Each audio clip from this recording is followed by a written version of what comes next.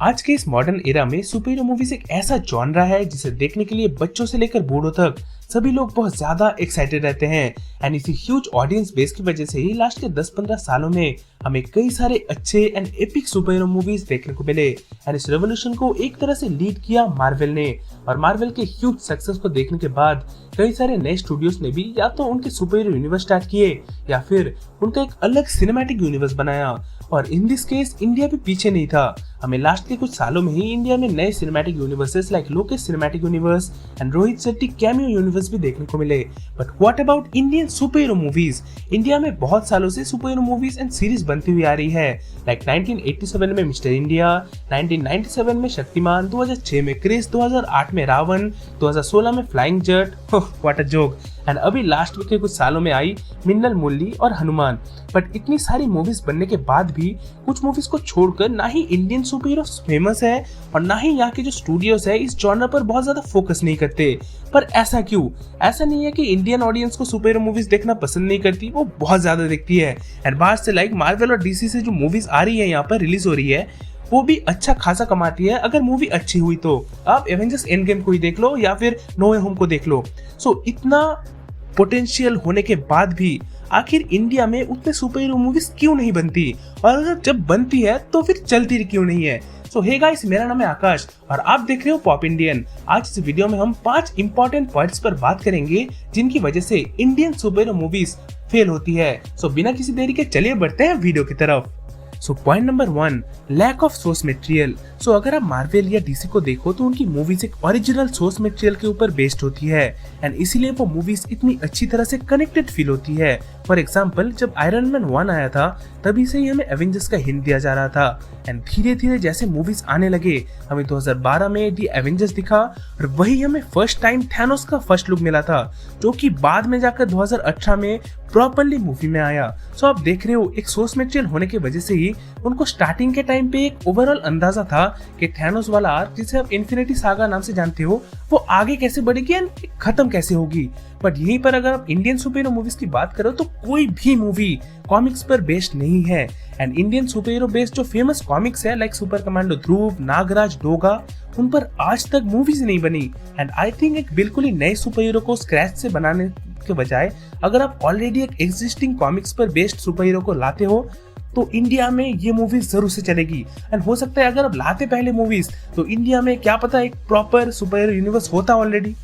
Point number 2, proper use of budget. India में जो super hero movies बनती है उनमें ऑडियंस बहुत बार कंप्लेन करती है कि मूवी बहुत ज्यादा फेक लग रही है एंड बच्चों की मूवी फील हो रही है। एंड उसका एक मेजर रीजन है वीएफएक्स एंड सीजीआई में कमी।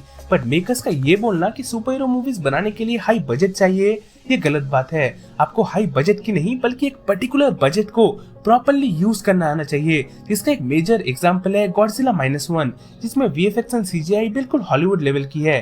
बट इस मूवी का बजट सिर्फ 15 मिलियन है, यानी कि इंडियन करेंसी में 125 करोड़ के आसपास। सो अगर ये लोग 125 करोड़ में गॉडजिला की मूवी बना सकते हैं तो इंडिया में तो मीडियोकर फिल्म्स भी आजकल 250-300 करोड़ में बन रही है। अब वही बजट एक सुपर हीरो मूवी में लगा दो, उसमें आप बड़ी कास्ट या फिर पूरा ग्रीन स्क्रीन में शूट करने के बजाय एक नई कास्ट को लो एंड प्रैक्टिकल लोकेशन पर शूट ज्यादा करो and VFX and CGI important fight scenes में डालो ताकि कम बजट में भी एक प्रॉपर सुपर हीरो मूवी बन सके, ताकि आदि पुरुष जैसे 600 करोड़ खर्च करके ग्रीन स्क्रीन पर शूट करो। इन दिस केस मेरे हिसाब से हनुमान एंड मिन्नल मुरली बहुत अच्छा काम करती है। दोनों को ही पता था कि पूरी मूवी को अगर हेवी वीएफएक्स रखेंगे तो बजट बहुत ज्यादा हाई चला जाएगा, तो उन्होंने बजट प्रॉपर्ली यूज किया एंड अपने रिसोर्सेज को क्लाइमैक्स के लिए बचा के रखा एंड इसीलिए ये दोनों ही मूवीज ऑडियंस को इतना ज्यादा पसंद आती है। Point number 3, poor villain. Indian super hero movies में हमेशा से विलेन को इतने सीरियसली नहीं लिया जाता। अगर मैं अभी आपसे कोई इंडियन सुपर विलेन का नाम पूछूं तो शायद से ही आप बता पाओगे, क्योंकि आज तक इंडियन इंडस्ट्री ने हमें इतना आइकॉनिक विलेन दिया ही नहीं। बट यहीं पर बाहर की कई मूवीज में हीरो से ज्यादा आइकॉनिक विलेन होता है, लाइक द डार्क नाइट में जोकर, एवेंजर्स में Thanos, even Loki is considered one of the best villains. खैर अब तो वो मार्वल का one of the best character बन चुका है। But coming back to the point, आप किसी भी सुपर हीरो मूवी को उठा के देख लो, मैं 100% श्योर होकर बोल सकता हूँ कि उस मूवी का विलेन बहुत आइकॉनिक है। And there is a saying कि एक सुपर हीरो कितना पावरफुल है उस मूवी के विलेन के ऊपर डिपेंड करता है। आपका विलेन जितना अच्छा होगा उतना ही आपका हीरो अच्छा होगा एंड ओवरऑल मूवी ही उतनी ही अच्छी बनेगी। एंड यही है वन ऑफ द बिगेस्ट कमी of Indian super hero movies.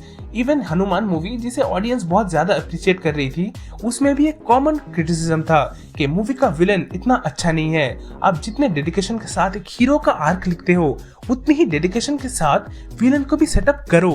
आपका मूवी ऑलरेडी 100% नहीं तो 50% वही अच्छी बन जाएगी।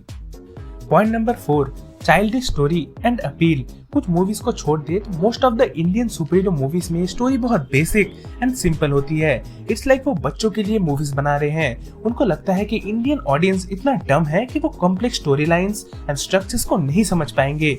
एंड इसी रीजन के लिए मूवीज लाइक ब्रह्मास्त्र को क्रिटिसिज्म मिला था। वो मूवी सब कुछ ऑडियंस को स्पून फीड करवाने की कोशिश कर रही थी, व्हिच डेफिनेटली बैकफायर्ड। भाई इंडियन ऑडियंस बहुत अच्छा कंटेंट कंज्यूम करती है एंड एक ऐसी कंट्री जहां क्रिस्टोफर नोलन की मूवीज इतनी ज्यादा चलती है, वहीं पर आप ये बोल रहे हो कि ऑडियंस को मूवी समझ नहीं आएगी। रियली?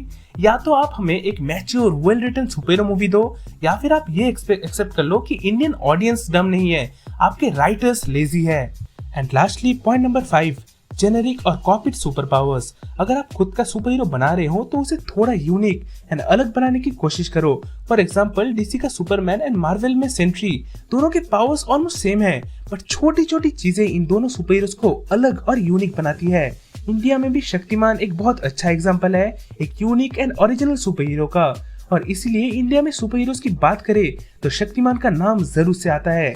और मुझे पता है कि आप अभी कोई भी सुपर हीरो बनाओ और उसे कोई भी पावर्स दे दो, लोग कंपैरिजन करेंगे, बट उसे अगर आप सर्टेन ट्रेड्स दो, उस कैरेक्टर के ओरिजिन को डिफरेंटली बिल्ड करो एंड उस कैरेक्टर को मैच्योरली रियल वर्ल्ड में सेटअप करो, तो डेफिनेटली आपके हीरो को ऑडियंस पसंद करेगी।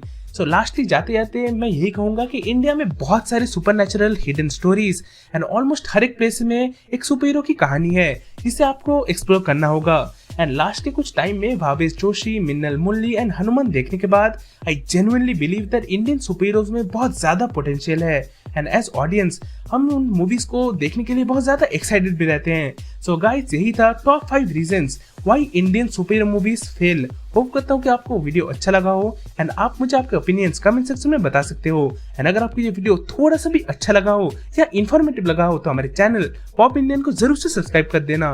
तो मिलते हैं आपके साथ ऐसे एक इंटरेस्टिंग वीडियो के साथ, तब तक के लिए take care and good bye.